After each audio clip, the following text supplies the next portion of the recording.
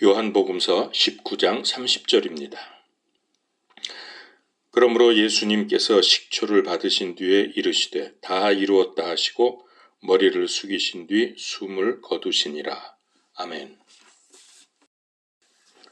인류 역사상 범죄와 전쟁이 끊임없이 계속되어 왔습니다. 지금도 중동 지역, 또 우크라이나와 러시아, 아프리카에서 전쟁 중이고 또 우리나라를 비롯해서 동아시아는 전쟁의 긴장이 계속되고 있습니다. 그래서 오늘은 좀 무거운 주제를 다루려고 합니다. 제 8번째인데요. 사랑과 정의의 하나님, 자비와 긍휼의 하나님께서 계신다면 왜 끝없이 범죄와 기아와 전쟁과 불평등 이런 것들이 계속되는가? 심지어 죄 없는 아이들이 고통당하고 죽어야 하는가? 세상은 점점 더 흉흉해지고 의인은 고통받고 악인은 더 잘 되는데 과연 하나님이 살아계시는가? 이런 질문은 믿는 사람들도 쉽게 설명하지 못하는 부분이기도 합니다. 자, 이렇게 말하는 분들은 아마 마음의 상처와 분노 그리고 세상의 부조리의 비판을 하나님께 항변하는 쪽으로 나타내는 경우가 많은 것 같습니다. 또 불신자의 입장에서 외적인 것만 보면 충분히 그렇게 생각할 수 있겠다고 여겨집니다. 저도 뉴스를 보면서 왜 하나님께서 저런 사람들은 안 잡아가시고 뭐 하시나 하는 생각이 순간순간 들 때가 있습니다. 그래서 사랑과 공의의 하나님께서 만드신 세상에 왜 악인이 존재하는가? 악은 어떤 의미일까? 하나님은 왜 부조리를 허락하시는가? 이런 질문에 대해서 응답을 하려고 합니다. 3가지로 말씀을 드리겠습니다. 첫 번째, 하나님께서 인간을 만드실 때 다른 피조물과는 다른 특징을 주셨는데 하나님께서 자신의 형상을 따라 지으셨다는 것입니다. 이것은 사람을 이해하는데 매우 중요합니다. 그래서 사람은 여러 동물과 다른 점들이 많이 있습니다. 그 중에 핵심적인 것 2가지를 말씀을 드리면 첫 번째는 자유 혹은 자유의지를 주셨다는 것, 그 다음에 2번째로 영적인 존재로 만드셨다는 것입니다. 이 2가지는 하나님께서 사람을 창조하신 때 주신 최고의 선물들입니다. 오늘 문제는 자유의지에 대해서 다루어야 합니다. 세상 부조리, 죄와 악, 이건 하나님으로부터 온 것인가? 자, 이거에 대한 답변은 당연히 no, 아닙니다. 그러면 어디서 시작되었을까? 그거는 사람으로부터입니다. 즉, 죄와 악, 부조리 이런 거는 사람의 자유의지에 따른 선택의 결과라는 말입니다. 이걸 성경은 죄라고 하는데 그 기원은 창세기 3장 에덴 사건입니다.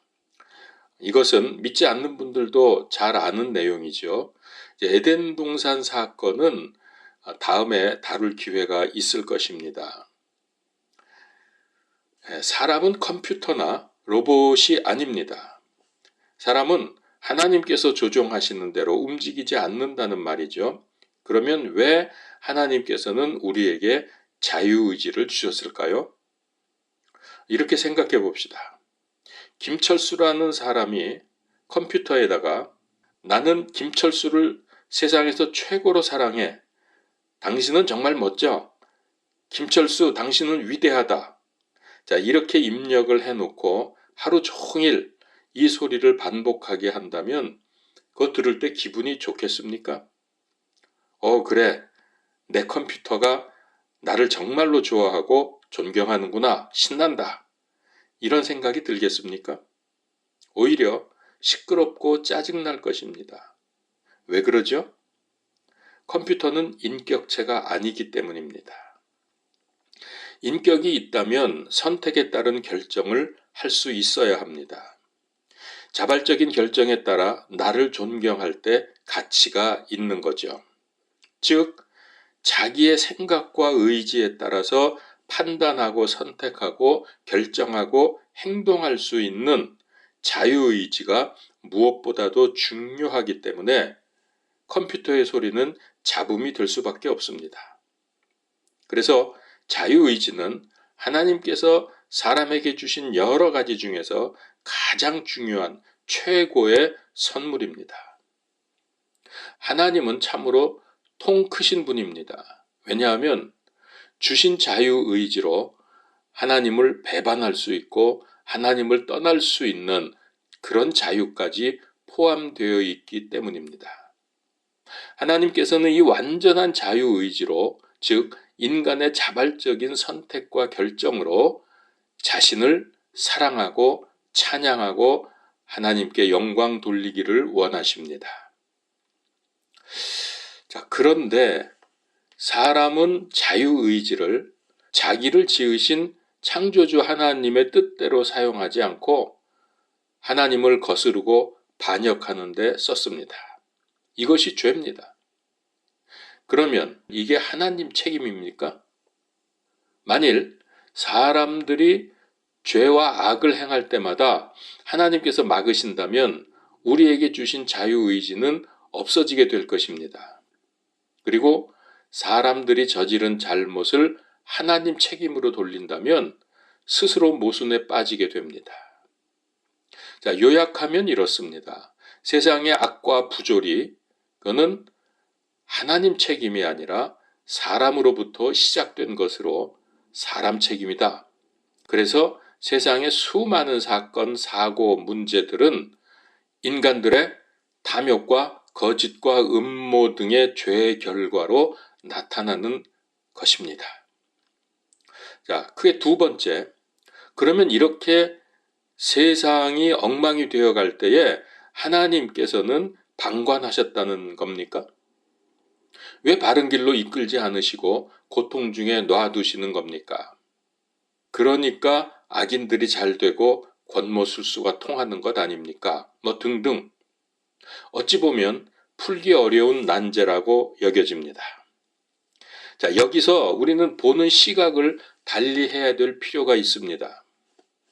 세상의 이런 현상들은 하나님의 방관과 무관심, 무책임이 아니라 오히려 인내하시고 하나님의 사랑이시라는 것을 알아야 합니다. 하나님께서 사람에게 자유의지를 주신 것은 최고의 사랑입니다. 그런데 이것을 잘못 사용할 때마다 하나님께서 심판하시고 징벌하신다면 세상에 살아남을 자가 있겠습니까? 모든 사람이 예외 없이 다 죄인인데 가끔 이렇게 말하는 사람이 있습니다. 나는 죄진 적이 없어. 죄진 적이 없다는 사람이 있지만은 감옥에 안 갔다고 죄가 없는 것은 아니지 않습니까? 누구나 크고 작은 죄와 악과 잘못을 저지르며 삽니다. 하나님께서는 이 모든 것을 잘 아십니다. 다시 말하지만 하나님의 방관이 아니라 인내로 회개하고 돌아오기를 기다리시는 하나님의 사랑을 사람들이 오해해서 하나님을 비난하고 있는 것입니다. 즉, 하나님께서는 예수님을 믿고 돌아오기를 간절히 기다리고 계시는 중입니다. 디모데전서 2장 4절, 하나님께서는 모든 사람이 구원을 받고 진리를 아는 데 이르기를 원하시느니라. 구약에 보면 욥이라는 사람이 있습니다. 그는 의인으로 인정되었고 아무 잘못도 없는데 상상할 수 없는 고통을 당했습니다. 자식들이 다 죽었고 부인도 떠났고 그 많던 재산도 다 잃었습니다. 친구들도 비난했습니다. 욥은 내가 뭘 그렇게 잘못했습니까? 왜 이런 일이 내게 일어납니까? 차라리 죽으면 좋겠습니다. 하나님께 이런 질문을 퍼부었습니다. 그러면서도 그는 하나님의 선하심과 인자하심을 끝까지 믿으면서 하나님의 자비를 구했을 때 모든 것이 회복되었고 그 이상의 복을 받게 되었습니다. 다윗도 이런 문제 때문에 몹시 고민했고 괴로워했고 또 하나님께 항변했습니다. 시편 13편 1절에 오 주여 어느 때까지 나를 잊으려 하시나이까? 영원히 잊으려 하시나이까? 주의 얼굴을 어느 때까지 내게 숨기려 하시나이까? 내가 어느 때까지 날마다 마음속에서 슬퍼하며 내 혼 안에서 계획하리이까? 내 원수가 어느 때까지 내 위로 높여지리이까? 절망 속에서 탄식을 했지만 그는 결국 이렇게 고백을 했습니다. 시편 23편 1절에서 3절 주는 나의 목자시니 내게 부족함이 없으리로다. 그분께서 나를 푸른 초장에 누이시며 잔잔한 물가로 인도하시고 내 혼을 회복시키시며 자신의 이름을 위하여 의의 행로들로 나를 인도하시는도다. 자, 지금 악이 승리하고 악인이 잘 되는 것 같지만 그들이 옳기 때문이 아닙니다. 하나님께서 오래 참으시며 돌아올 기회를 주시고 계시는 중입니다. 그래서 베드로후서 3장 9절에 이렇게 말씀하셨습니다. 주께서는 자신의 약속에 대해 어떤 사람들이 더디다고 생각하는 것 같이 더디지 아니하시며 오직 우리를 향하여 오래 참으사 아무도 멸망하지 아니하고 모두 회개에 이르기를 원하시느니라. 예, 이 말씀을 우리가 생각하면 아 그렇구나 알 수가 있죠. 또 구약에서도 그랬습니다. 민수기 14장 18절 여호와는 노하기를 더디하시고 인자가 많아 죄악과 허물을 사하시나 형벌 받을 자는 결단코 사하지 아니하시고. 자, 그러니까 하나님은 오래 참으시면서 회개하고 돌아오기를 원하십니다. 그래서 지금 얼마 동안 악인이 잘 되는 것처럼 보일 수 있습니다. 그러나 끝까지 회개하고 돌아오지 않는다면 결코 하나님의 형벌을 피할 수 없습니다. 하나님의 성품에는 사랑과 공의가 함께 하시기 때문입니다. 자, 세 번째, 한 가지 더 중요한 것이 있는데 이게 가장 중요합니다. 자, 그러면 하나님은 사람이 회개하고 돌아오기를 그냥 기다리고만 계시는가? 기다리시면서 세상의 고통과 부조리와 죄 문제를 구경만 하고 계시는가? 아닙니다.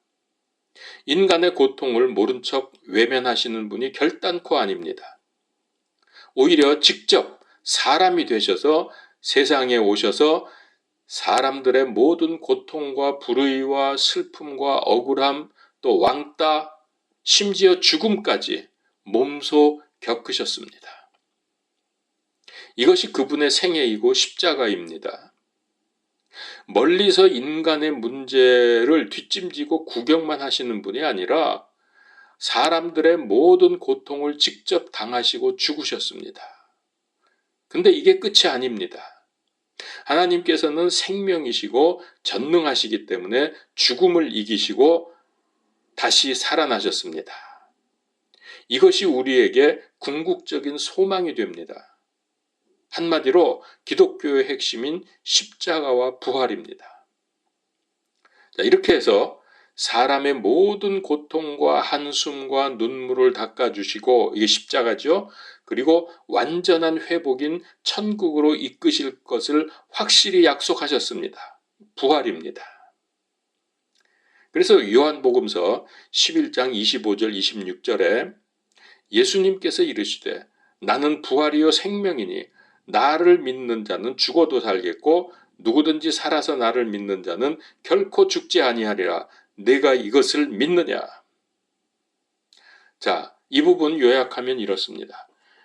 많은 사람은 세상의 전쟁과 악과 그리고 악의 득세를 보면서 분노하고 좌절합니다.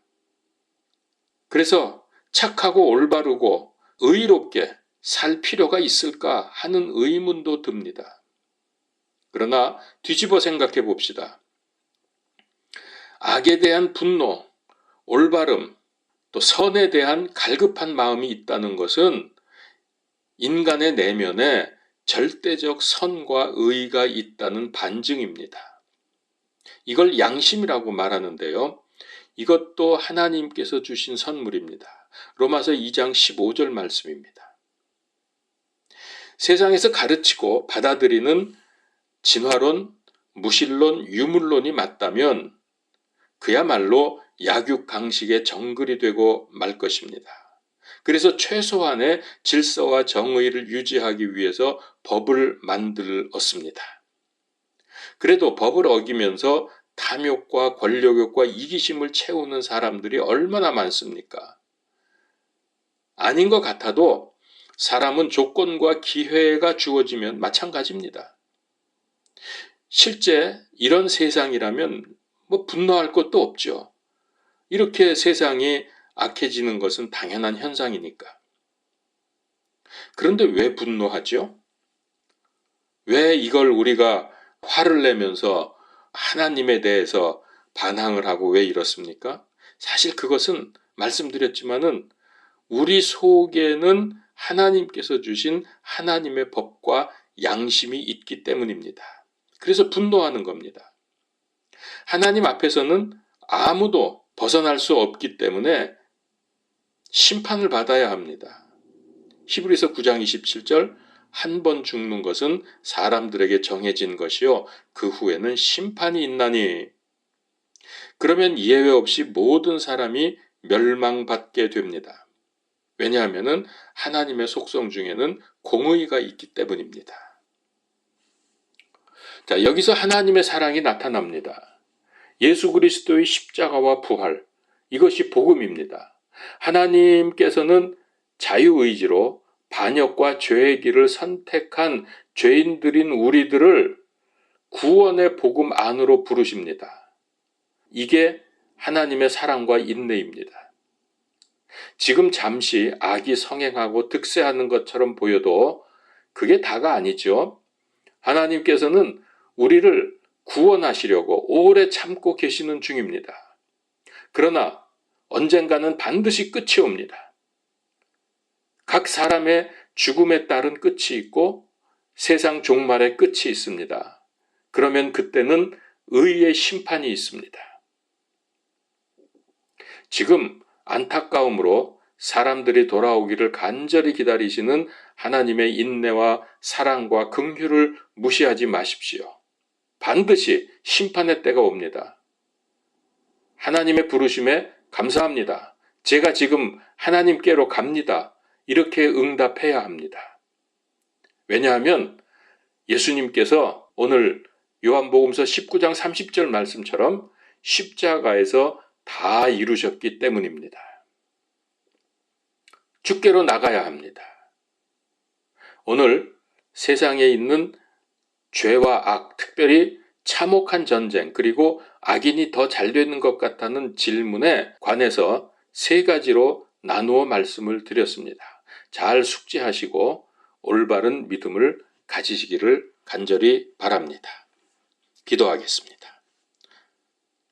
사랑과 공의의 하나님, 인내와 긍휼의 하나님, 감사합니다. 우리 인간이 하나님께서 주신 이 놀라운 선물 자유의지를 가지고 하나님을 배반하고 반역하고 하나님을 떠나서 죄 가운데 빠져 멸망당할 수밖에 없는 그런 상황에 처해졌습니다. 그럼에도 하나님께서는 이 문제를 우리가 해결할 수 없다는 것을 아시고 해결해 주시기 위해서 사람으로 이 세상에 오셔서 우리 인간의 모든 죄를 담당하시고 십자가에서 죽으셨습니다. 너무나 감사하고 또 감사합니다. 우리가 감당할 수 없는 은혜를 입게 되었습니다. 그리고 하나님께서 생명이시기에 부활하셨습니다. 주님, 이 놀라운 소망 우리도 갖게 하심을 감사합니다. 이제 주님, 이 놀라운 생명의 복음, 구원의 복음, 은혜의 복음을 온 세상에 전파하기를 원합니다.